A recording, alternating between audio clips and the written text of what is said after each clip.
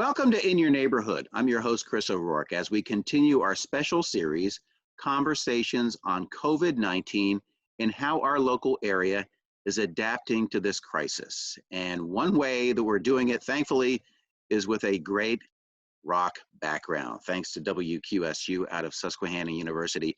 We are joined today by General Manager Dawn Benfer. Good morning, Dawn. Good morning. And we also have Kelsey Rogers from Shamokin. Good morning, Hi. Kelsey. Morning. That's okay. And then we have Carly Rogers from Muncie. Hi.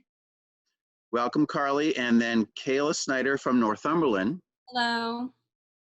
Welcome, Kayla. And then we're jumping all the way to New Jersey to pick up Uncle Lefty, otherwise known as Mike McGimsey. Chris, thanks so much for having me on. Okay, good to see you, Mike. Good to see all as well there. So let's start off. Dawn, we'll start with you since you probably have this information in some way, shape, or form. Tell me a little bit about WQSU. Well, WQSU is celebrating our 52nd anniversary in May. So we've been around for 52 years. We are a 10,500 watt radio station that covers 9 counties, 70-mile plus radius. We are the most powerful student-run radio station in Pennsylvania. We have won several awards the last couple of years. Most recently, we have won 2 Pennsylvania Association of Broadcasters awards for our Move the Line campaign, organ donation campaign we did with PRSSA on campus, and also our annual pledge drive. We also have won this past year 2 National College Media Awards for our PA Pigskin Preview. It was a weekly sports talk show, actually that Uncle Lefty and Kelsey were a part of. And we also have won for many other of our events as well. So our students do a little bit of everything at our radio station. We have 105 students involved in the station this semester, and that is a huge number. They are involved from on air to promotions, production, news, sports, you name it. They do it all. And when the coronavirus came about, they did not hesitate to say, let's roll up our sleeves and let's get this done, because they know this is radio and radio is always on. You guys are on 24/7, right? We are on 24/7, yes. And you are the first full-time general manager for the station. How did that come about? Well, when Professor Augustine, who is with Susquehanna University for 50 years, decided that he wanted to retire, the university didn't want to be without somebody to mentor and advise the students at the radio station. So they did a campaign and they did a search to try to find a full-time general manager, and boom, here I am. It'll be 4 years in November that I've been at WQSU. Loving every minute of it. I'm sure it's great working with the kids. Oh my gosh, it is. They are so passionate and dedicated and committed to what they're doing and what they're learning. They are really an inspiration to me. So 105 kids are helping out with the station. I shouldn't say kids, young adults. I do that too. So is that a high number for you typically? It is a high number. When I first started at the station at the university, we had 70 kids, students, young adults that were involved in the station, and the number has just grown since then. Okay, so how do you get the DJs? Do they reach out to you? Do you do any kind of campaign to get them? We do, and a lot of it is word of mouth too, because that's what radio really is, word of mouth. But we do a general interest meeting in the beginning of each semester, and this is when we have the officers who are leading the station. They are running everything. I am just there to advise and to mentor, but they will hold this meeting and they will explain to the students on campus everything that the radio station does. And we really are, Chris, we're a big family at the radio station. So we have each other's backs, and everybody is looking for that family environment on campus. So we welcome anybody at the station. You do not have to be a communications major, and you can be any major, any grade, and you are more than welcome to come into the station. So that's how we do it every semester. Okay, so let's talk to the DJs, find out how, number one, how did they find out about QSU? How did they get involved? How long have they been involved, guys? And what kind of music you like to play? And we'll start out on the East Coast with Uncle Lefty. Well, when I came into Susquehanna, I came in as a communications major. Didn't know what I wanted to do with being a communications major. And eventually through like the courses at Susquehanna, you have to work on something on campus for 60 hours for your practicum. So my great advisor, Professor Stark, was like, maybe you should think about the radio station. And I'm like, sure. So I started doing it and instantly loved it. Absolutely loved it. It was right up my alley, right into my skill set. And I've been doing it ever since my sophomore year. And your music you normally play? A lot of classic rock. Recently, I took up a country show on Saturday for Luke, one of our community volunteers, due to COVID-19's restrictions. So yeah, I've been doing a lot of rock and country, right around that kind of realm of music. Okay, Kelsey Rogers from Shamokin, let's move on to you. How did you find out about it? How long you been doing? What's your favorite kind of music? Also, since you are a local girl, did you hear it before you started at Susquehanna University? Kelsey? Sorry, my mic was muted. Actually, I did listen to WQSU before I came to Susquehanna. I didn't know at first that it was Susquehanna's radio station, but I would have a community college class while I was in high school, and I would just sit in the parking lot because I didn't want to go inside and just listen to WQSU. So when I came to Susquehanna, I didn't do the radio station at first. I was the reporter for our school newspaper, and then sophomore year, the summer in between that, I spent a bunch of money that I did not have and just went to every single concert that I could go to. I saw Stevie Nicks, I saw Joan Jett. It was awesome. So when I came back my sophomore year, I wanted to get more involved and I just wanted to play music. So that's how I became a DJ. And okay, so obviously, is that the kind of music you play then? Yeah, so I play a lot of classic rock. That's pretty much my entire show. If I'm feeling a little spunky, I play like a lot of like alternative punk, like early 2000s, like metal punk. Depends on my mood. Okay, and maybe the mood of your listeners too. Do they help move you in a certain direction? I have a lot of people in like my family, my friend circle that will just text me instead of calling the line for requests. So that will sort of sway the show if I get those. And then we also get calls from the actual station on the line, which is kind of surprising sometimes, but it's really nice. And if we have it, I play it. Okay, Carly Rogers in Muncie, did you hear WQSU as you were growing up? When you got to SU, when did you start? How did you learn about it? What music do you play? So I honestly didn't know much about WQSU before I went to Susquehanna. I actually started off at a different college for my first year and a half of school and transferred to Susquehanna halfway through my sophomore year. And at my first school, I focused mainly on television broadcasting. But then when I got to Susquehanna, I saw that they had like an actual radio station that was like close enough to the real deal.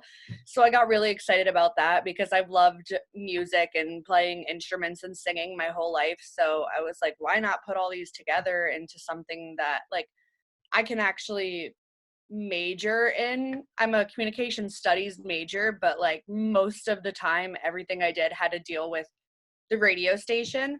So I guess I found out my semester that I got there, I went up to Dawn and told her, hi, I'm new. How do I get involved? I really want to be involved here at the station. I love music. I grew up listening to classic rock music and literally strictly classic rock music. So most of the music on my show is like the Rolling Stones, Queen, Fleetwood Mac, Led Zeppelin. And just like Kelsey said, I like alternative 2000s music like Fall Out Boy, Weezer. So I have a mixture of classic rock and alternative music in my show as well. Wow, you're right in my wheelhouse with your classic rock selections. Number one, first off, I love the picture of Audrey Hepburn on your wall back there. You have a very nice backdrop today, I have to tell you. Thank you. My older sister painted me that. Oh, no kidding. That's amazing. I didn't know she had any talent. We won't tell her that. So what instruments do you play? I can play the guitar and some songs on piano, but that is not my specialty instrument. Okay, good to know. Kayla from Northumberland, Kayla Snyder. How'd you find out? Did you hear ahead of time before you got there? How long you been doing it, and what music do you play? So I think I had a little bit of a different experience than most DJs whenever coming into WQSU. I was actually involved in radio in high school. I did forensics at Shikellamy High School, so I was involved in state radio announcing competitions right before going into college. So going into Susquehanna, I actually already worked for a professional radio station. So whenever I was looking at colleges, I specifically was looking for a college where I could continue my love of radio and broadcasting. So I ultimately ended up finding that at WQSU at Susquehanna. But I actually have been involved since my freshman year. I started as an on-air DJ, and then, as I wanted to become more involved and my love for the station grew, I ended up becoming assistant operations manager to operations manager, and to now this year, my senior year, being program director, which has been great. But right now, because of the COVID-19 pandemic and everything that's going on, I actually decided to pick up on air again, which I had dropped for a little while doing my program director responsibilities. And it's actually been wonderful. And I didn't realize how much I missed it until I was back on the air. Much like my other DJs on here, I play a lot of classic rock. That's what I grew up with. So again, like Led Zeppelin, Queen, Fleetwood Mac, exactly. Basically what Carly was saying, we have very similar taste in music.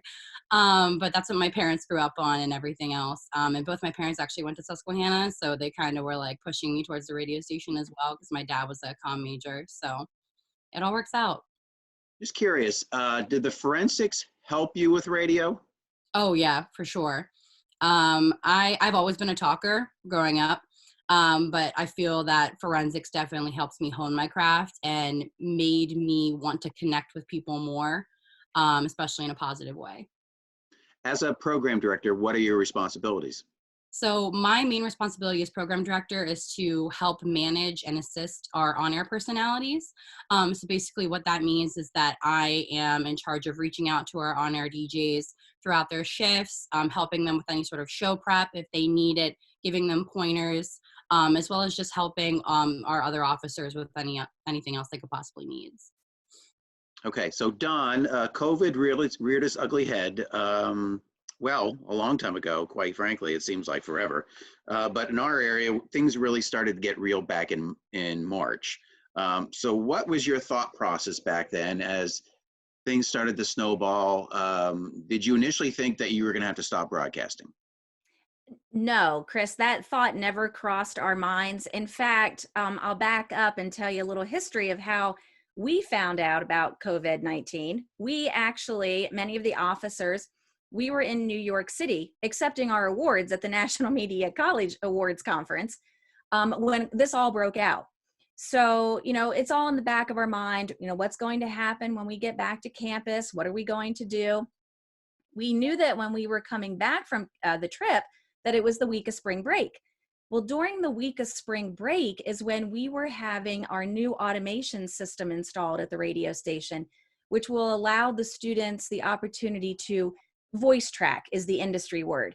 So it allows them the opportunity to pre-record their show ahead of time if something would happen.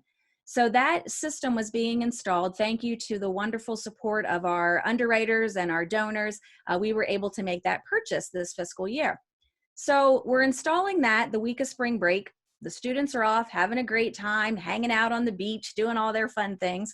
Then we get word that, we're going to extend spring break for a week because the coronavirus is really now top of mind and top of news. So then we start thinking about, okay, what are we going to do? Well, we work with our IT department on campus. They are able to get remote access into the new computer system for me at home. I spoke with the officers, spoke with the students. They said, what do we need to do? Let's roll up our sleeves. We're here, because they know, the officers know, and the staff knows that radio is vital any time of year, but radio is really vital when there is a crisis. Our audience is relying on us to disseminate the information to them. That's our job as broadcasters. Never once did any of our students hesitate to say, I'm in, let's do this. So we have on-air DJs. We have the promotions department doing things on social media. We have our sports department. Uncle Lefty is our sports director. He has his team posting things to social media about sports and what's not happening and doing interviews. Our news department is working on things. Carly is in charge of the music department. And the music department is listening to music and say, hey, let's add some new music to our system because music is what keeps us connected. So I am incredibly proud of our students, how they stepped up to the plate and said, there's just no question. We need to keep the station going. This is what we do. So I'm just, again, incredibly proud of their dedication and their commitment. And all of this is done remotely? All of this is done remotely. That's amazing. So they are broadcasting when they have, how many hours are they on, an hour or two at a time? They're doing it from their home. They certainly are. And they can choose their shift. Like when we were in the station, some students would have a 1 hour shift. Some students would have a 2 hour shift. So they're just doing the same thing at home. So they're pre-recording their breaks and they're doing their own show prep. So they know, like Uncle Lefty is doing show prep for what is happening in Pennsylvania, even though he is in New Jersey. So he is talking to the listening audience and saying, hey, your governor just did a stay-at-home shelter or stay at home for 67 counties. So he is talking about that. It's relevant content that they're all producing. So how is that working out for the DJs? And you guys, I guess we'll start again with Mike, Uncle Lefty. How has that been for you working remotely? Obviously starting out, there's obviously going to be some struggles. But eventually you get kind of used to it. I mean, where I'm sitting is where I record. And you kind of have to keep your ear to the ground and keep after it. We had a job to do, and simple as that. And even though I'm a state away, I feel like I'm still in PA, with all the news going on. And that's what we've been doing.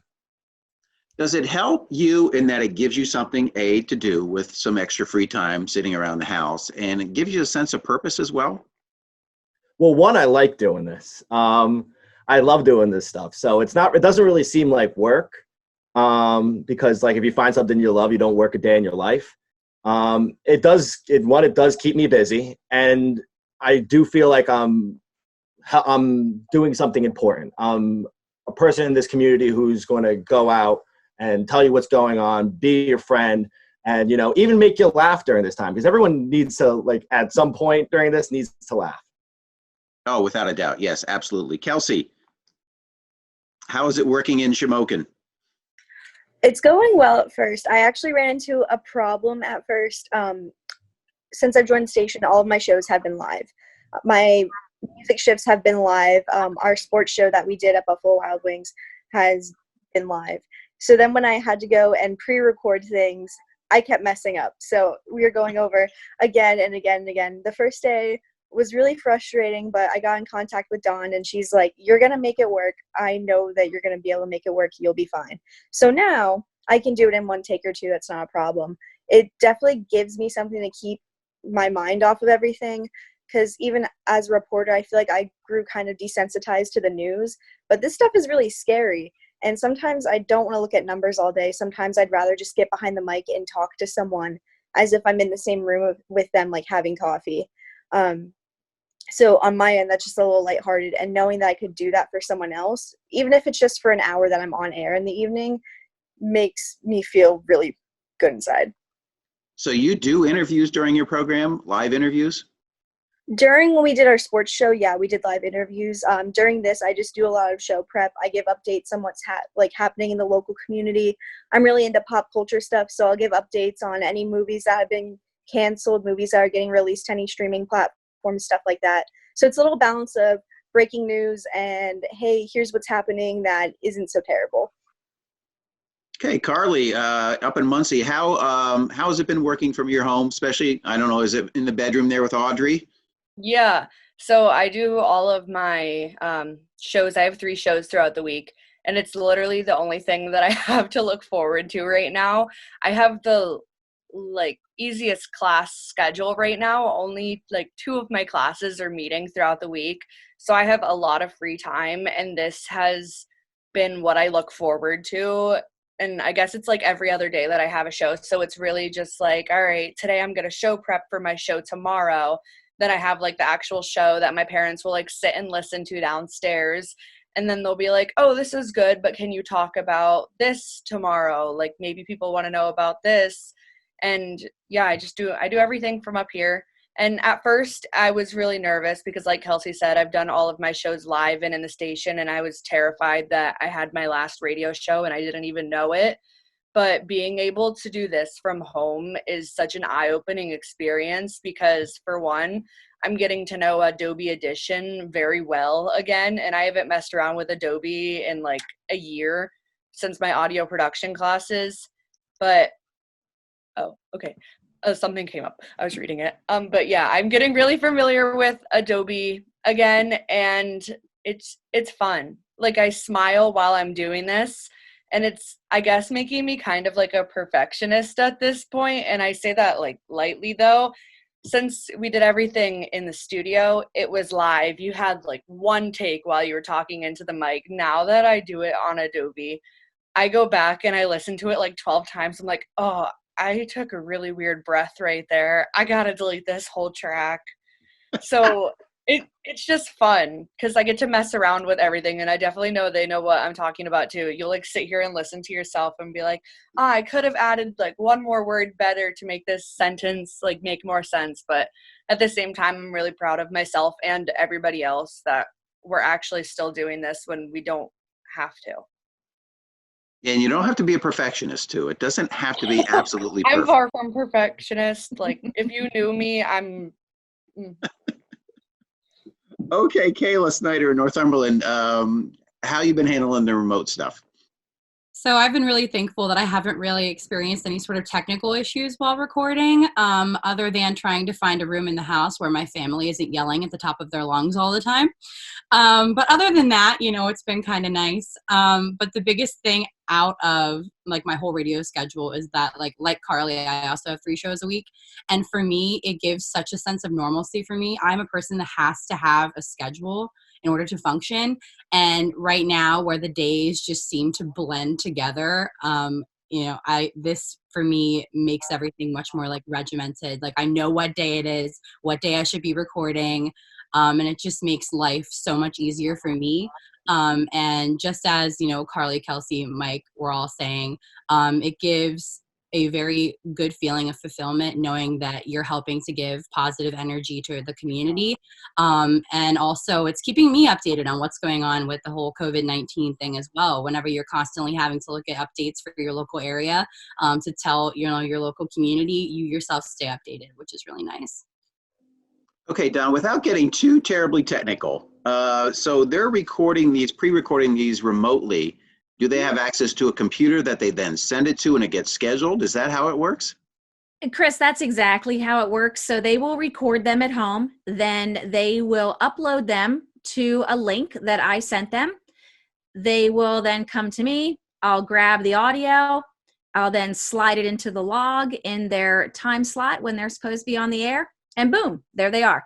And they're even doing some time checks too. Like Kayla this morning was on the air and she said, oh, it's about 10 till 9.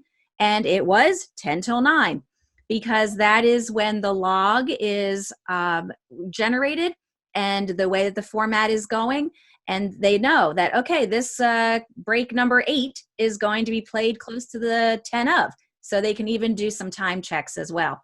And I would like to mention too, that it's our job as advisor and as mentor to the students at WQSU to provide and to give them these unique hands-on opportunities. And this is what this is doing for them right now. This is such an educational experience for them. And they can put all of this in their portfolio. And when they sit down in front of an operations manager or a program director or a general manager at a commercial radio station and show them their portfolio and say, I was part of COVID-19. This is what I did. That is huge for them. Yeah. Do you know of any other college radio stations, not only in Pennsylvania, but across the country, are doing what you do? Um, we had a phone conference about 2 weeks ago with the College Radio Day Foundation. There were about 100 people on that phone call. Many of those universities and colleges have had to turn their radio station off because they do not have the resources or the manpower to do this. If they are still able to be on the air, they literally are just playing their music and their promos and their PSAs because they don't have a way to upload any new content. They just don't have that resource to do that. So in fact, there's a couple of stations in Pennsylvania that I've chatted with that they said we just had to turn it off. We just don't have the resources to do this. In fact, the FCC put out a memo to the universities and to the colleges and said, if you need to turn your radio station off, there's no special form that you need to fill out. We're going to extend all of that to you so they don't even have to worry about filing anything with the FCC if they had to turn it off now. Wow, that's amazing. So, DJs, if you could please, first off, we ask this question at the end of every one of these segments. How are you handling the crisis? And also, just curious, how's the online course thing going for you guys? We'll start once again with Mike. Starting off with the online course is definitely a learning curve still. Getting used to it, jumping on Zoom like I am now with professors, and that's just how we've had to get it done. Just because of the times. And with COVID-19, obviously New Jersey and New York are kind of the epicenter of all this right now. So it's a little different. It's a little different to see, like Route 18 by me, not having anybody on it, or, you go into ShopRite and everybody's wearing masks. So it really is kind of, I'll use the word chilling a little bit, to see like this go on. But, I like John Madden says, even though the horse is blind, load the wagon. You got to keep going. You got to keep going. So how bad is it in Jersey? Give us some perspective on it.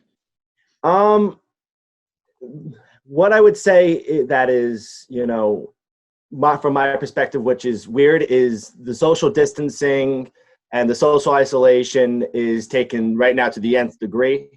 They just closed all parks. If there's a big thing about like people who are going on like a drive or, going to get out of the house, they're kind of really enforcing that too.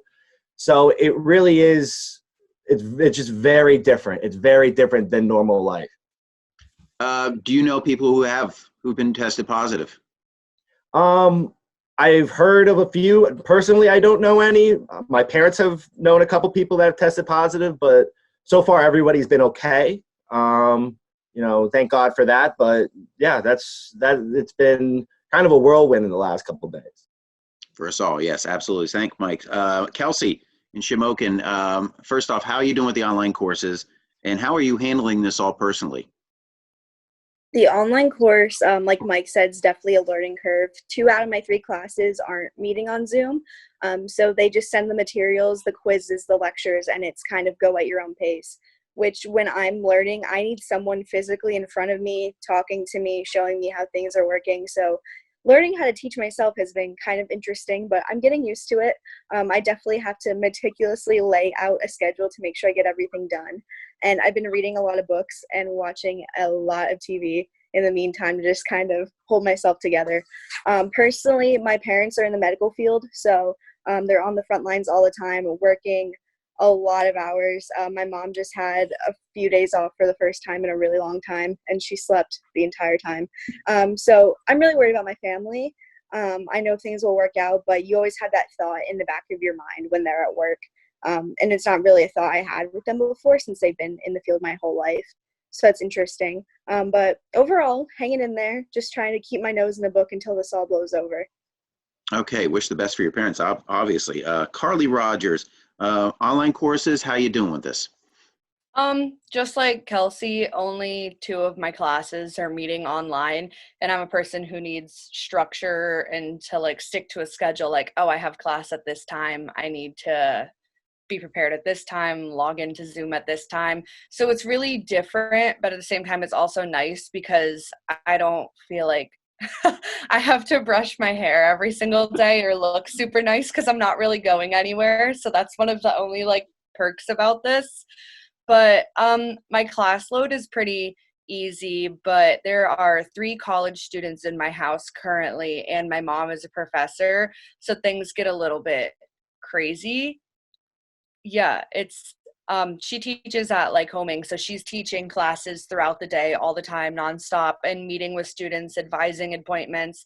My brother goes to Penn State and he's a sophomore, and his classes are very different than ours because like in comparison to Susquehanna, he's just a number in a class. So when I look at his Zoom screen and there's like 300 heads compared to like 12 maybe for one of my classes that I can see, it's really different. And then his girlfriend stays with us who goes to Susquehanna University because she lives with her grandparents. So it's pretty nice, but at the same time, like it's just crazy. There's so much work going on in this household all the time. So that's why I base out of my bedroom.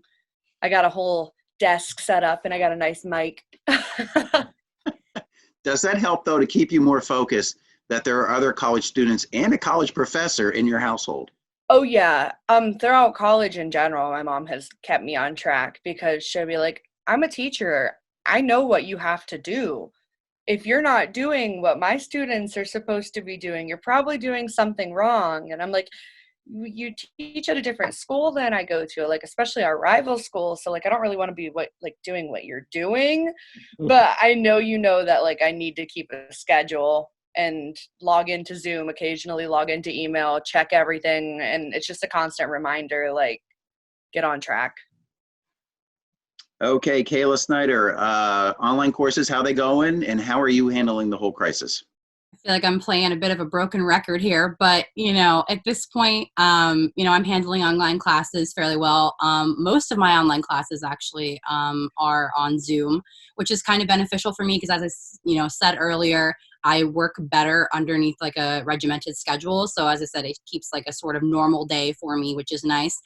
Similar to Carly, I have a full house. I have 2 younger sisters who are now home from school permanently and 2 parents who are working from home. So internet connection constantly, can be a bit, tooth and nail fought over, but we're making it work one way or another.